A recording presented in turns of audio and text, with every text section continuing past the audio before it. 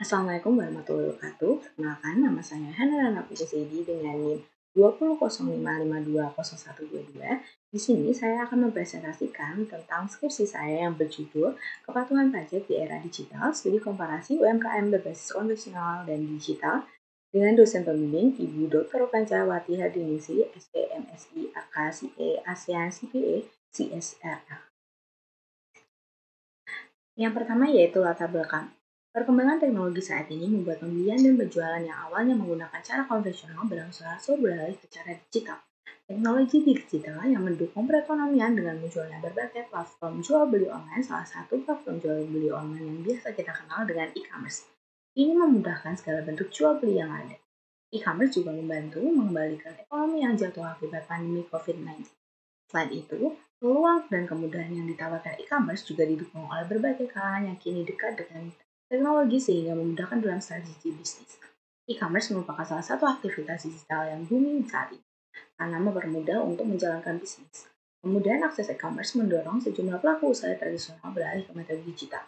Berdasarkan data Kementerian Koperasi dan Usaha Kecil dan Menengah, sebanyak 21 juta atau sekitar 32 dari total 64 juta UMKM di Indonesia kini sudah menggunakan teknologi digital.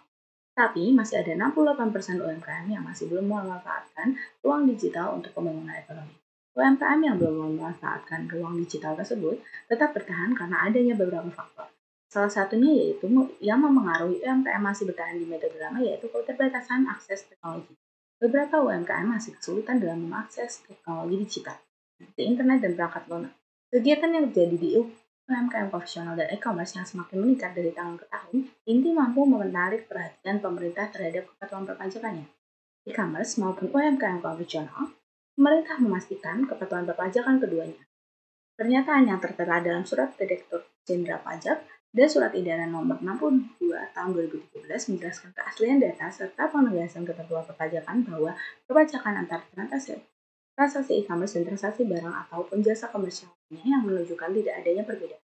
Melihat adanya ketentuan tersebut, pelaku UMKM konvensional dan e-commerce tidak ada alasan apapun untuk tidak mematuhi kewajiban perpajakan. Namun, faktanya pada tahun 2020 hanya terdapat sekitar 2 juta UMKM yang terdaftar sebagai wajib pajak. Ini membuktikan bahwasanya pelaku usaha UMKM masih belum patuh membayar pajak pada negara. Kepatuhan wajib pajak ini merupakan pelaku patuh dan sadar dalam melakukan pembayaran dan pelaporan tahunan sesuai peraturan yang berlaku. Meningkatkan kepatuhan wajib pajak diharapkan bisa dimulai dari sosialisasi. Sosialisasi perpajakan penting dilakukan agar berguna dalam menyampaikan pengertian, informasi, dan pembinaan kepada masyarakat sekitar. Setelah sosialisasi pajak UMKM konvensional dan e-commerce telah tersampaikan dengan baik, diharapkan pengetahuan yang ada dapat meningkatkan kesadaran pajak UMKM konvensional dan e-commerce. Adanya sosialisasi pajak dan wajib pajak yang telah sadar akan kewajiban dalam membayar pajak harus dipertegas lagi dengan adanya sanksi perpajakan. Selanjutnya yaitu research gap. Yang pertama yaitu sosialisasi pajak terhadap kepatuhan pajak. Suwana dan Aveni Anissa menyatakan bahwa sosialisasi pajak berpengaruh positif pada kepatuhan pajak. Sedangkan Putri dan Prabowo Yudo menyatakan bahwa sosialisasi pajak tidak berpengaruh pada kepatuhan pajak. Selanjutnya, kesadaran pajak terhadap kepatuhan pajak. Ilham dan Bagyana menyatakan bahwa kesadaran pajak berpengaruh positif dan pada kepatuhan pajak. Sedangkan Yeni Widianti menyatakan bahwa sosialisasi pajak tidak berpengaruh pada kepatuhan pajak. Selanjutnya yaitu sanksi pajak terhadap kepatuhan pajak. Luputin dan Novia menyatakan bahwa sanksi pajak berpengaruh positif terhadap kepatuhan pajak. Sedangkan Mutia dan Supi Nintias menyatakan bahwa sanksi pajak tidak berpengaruh pada kepatuhan pajak. Ini teori. Yang pertama yaitu teori atribusi. Teori ini menjelaskan apakah perilaku seseorang disebabkan oleh faktor internal atau faktor eksternal. Di mana pada penelitian ini menjelaskan pada teori atribusi faktor internal yang dapat mengaruhi kepatuhan wajib pajak adalah pengaturan perpajakan dan kesadaran wajib pajak. Sedangkan faktor eksternal yang dapat mempengaruhi kepatuhan wajib pajak adalah sosialisasi perpajakan dan teori yang kedua yaitu teori of learned behavior.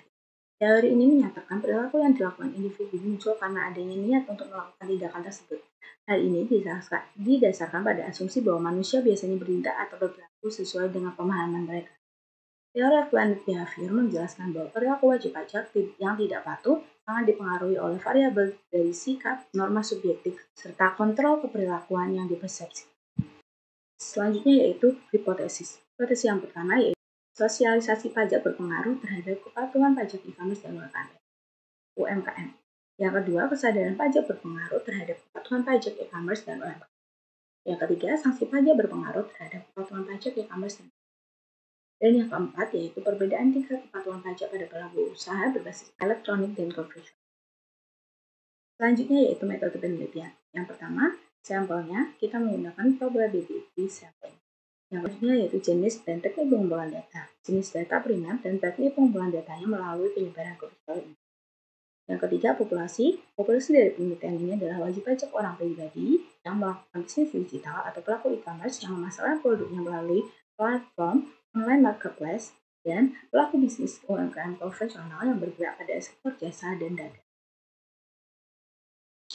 Selanjutnya hasil analisis ini menggunakan Smart PLS versi 4.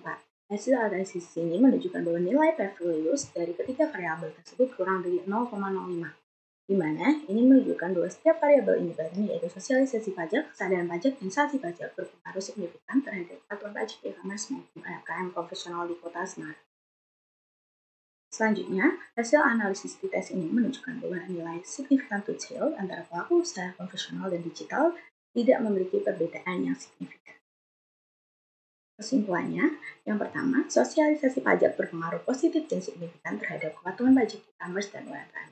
Yang kedua, kesadaran pajak berpengaruh positif dan signifikan terhadap kepatuhan pajak e-commerce dan UMKM. Yang ketiga, sanksi pajak berpengaruh positif dan signifikan terhadap kepatuhan pajak e-commerce dan UMKM. Dan yang keempat, tidak ada perbedaan yang signifikan antara tingkat kepatuhan pajak pelaku usaha konvensional maupun pelaku usaha digital. Terima kasih, kurang lebihnya mohon maaf. Wassalamualaikum warahmatullahi wabarakatuh.